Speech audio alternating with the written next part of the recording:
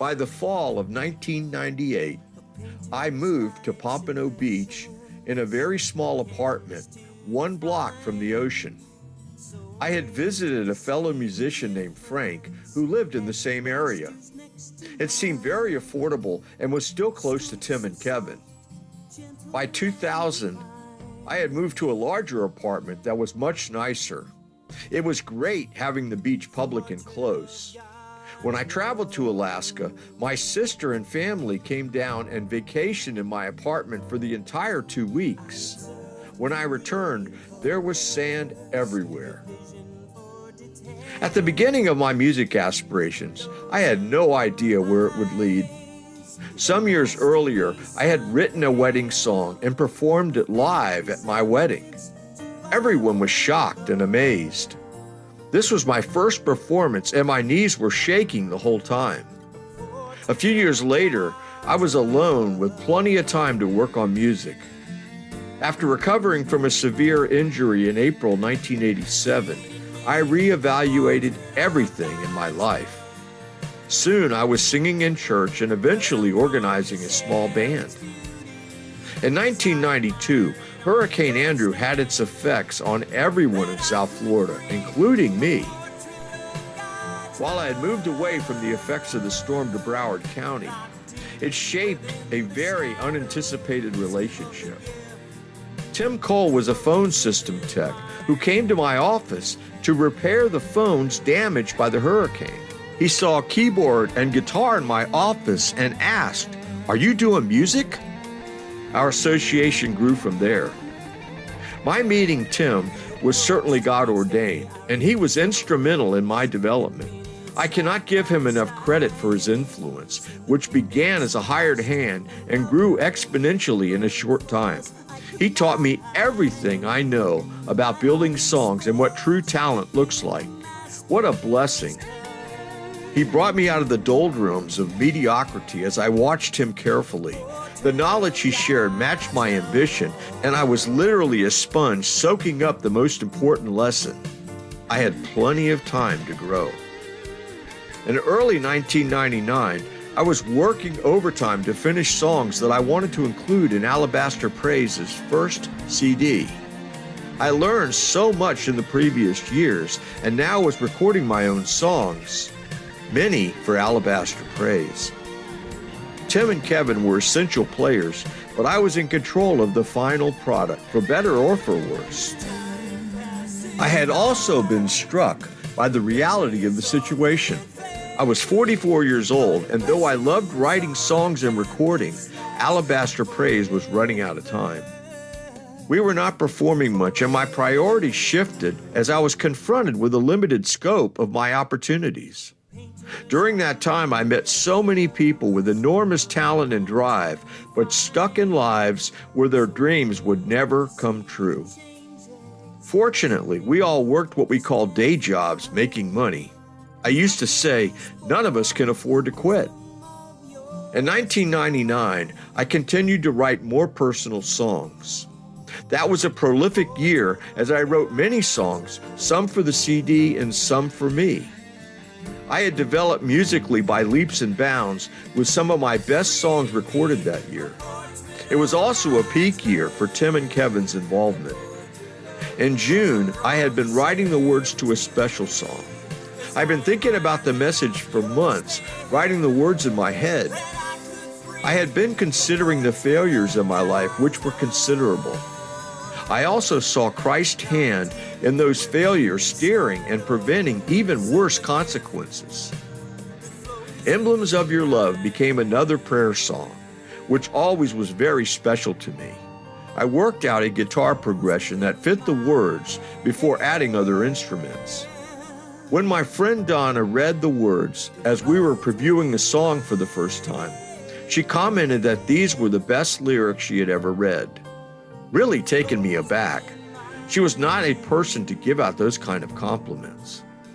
Tim and Kevin contributed their parts, but the song is less than I had hoped or planned. While recording my own songs was liberating, I missed Tim's critiques and suggestions.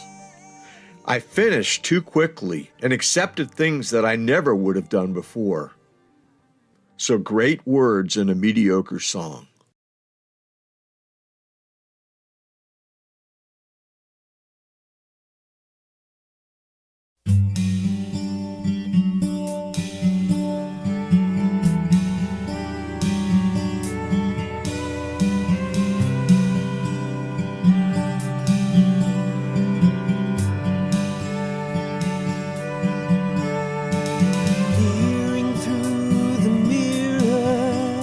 Where the truth is seldom vain, I can't help but notice scars of falls and years.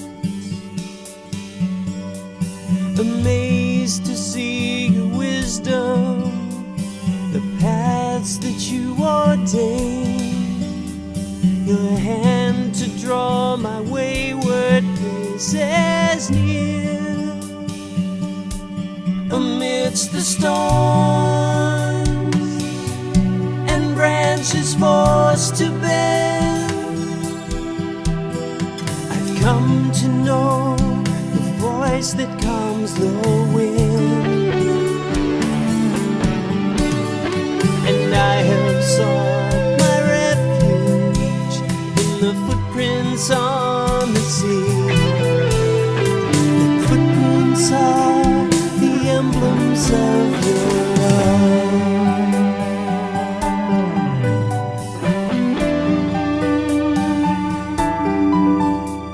A stubborn lamb will wander on such unfamiliar ground and wrestle with the dangers on the way.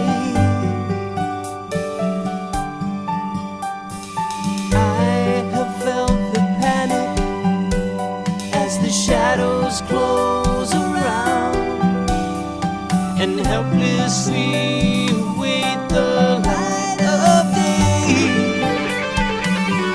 The rush of fear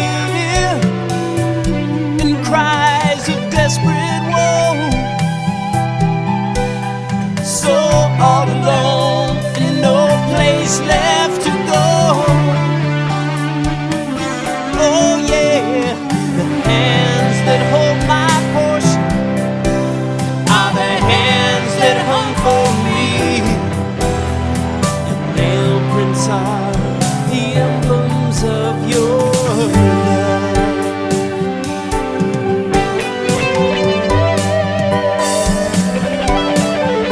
For I have seen the face of death, and I have felt the lion's breath. And as you freed me from the jaws my body tore, wounds become reminders of the death that laid in store, and scars become the emblems of your love. Peering through the mirror where the truth is seldom faint, can't help but notice scars of falls and years, and the trace of tears so wholly stained on your mercy seat above. Tears are the emblems of your love.